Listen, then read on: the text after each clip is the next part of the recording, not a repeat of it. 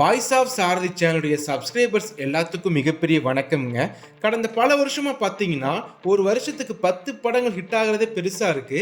2007 சமயத்துல வந்த எல்லா படங்களும் மக்களுக்கு பிடிச்ச படங்களா அமைஞ்சிருக்குங்க.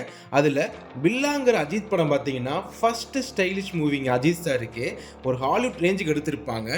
பருத்தி வீரன் கார்த்தி சாருடைய முதல் படம் கிராமத்து வாசனையை மண் வாசனையை அழகா எடுத்து அமித்ஷா நமக்கு கொடுத்துருப்பாங்க. அதே மாதிரி வேல் சூர்யா சார் டபுள் ஆக்ஷனில் பக்காவாக கமர்ஷியலான ஒரு குடும்பங்கள் கொண்டாடும் வெற்றினா அது வேல் படம் தாங்க. பொல்லாதவன் தனுஷோடைய ஒரு எப்படி சொல்றதுன்னா ட்ரேட்மார்க்கான ஒரு படம், வெற்றிமாறன் எடுத்த முதல் படங்க.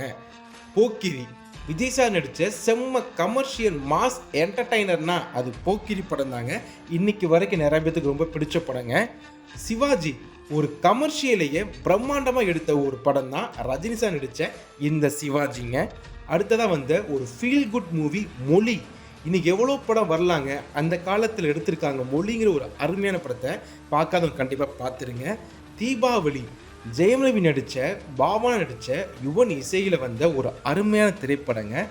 அடுத்து கற்றது தமிழ் ராம் டைரக்ஷனில் ஜீவா நடித்த இந்த படமும் செம்மையாக இருக்குங்க. அதுக்கப்புறம் வெங்கட்பிரபு எடுத்த சென்னை 28ங்க. அவ்வளோ ஒரு என்டர்டெய்னிங்காக புது பசங்களை வச்சு எடுத்து எல்லாத்துக்கும் ரொம்ப ஃபேவரட்டான ஒரு படங்க. அடுத்து கடைசியாக முனி படம்.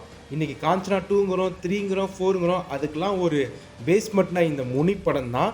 ஒரு செம்ம கமர்ஷியலாக வந்த எல்லாத்தையும் சிரிக்க வச்ச பயமுறுத்தின படம் முனி. இந்த மாதிரி சில படங்கள் தான் கடந்த பல வருஷமாக மிஸ் பண்ணிக்கிட்டு இருக்கோம். உங்களுக்கு பிடிச்ச படத்தை கண்டிப்பாக கமெண்ட்டை சொல்லிட்டு போங்க.